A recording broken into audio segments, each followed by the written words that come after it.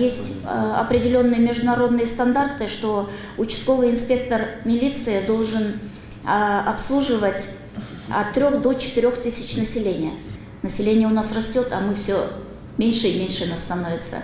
Поэтому в этом плане, конечно, очень сложно. Требования очень тяжелые.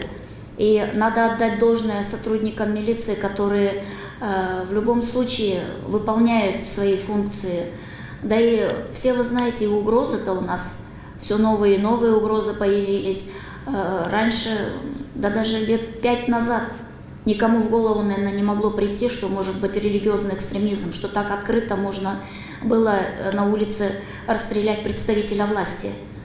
Сейчас эти угрозы существуют. Весь мир у нас, конечно, наполнен вот такими угрозами, не только наша страна. Слава Богу, у нас еще пока более-менее спокойно в сравнении с другими государствами.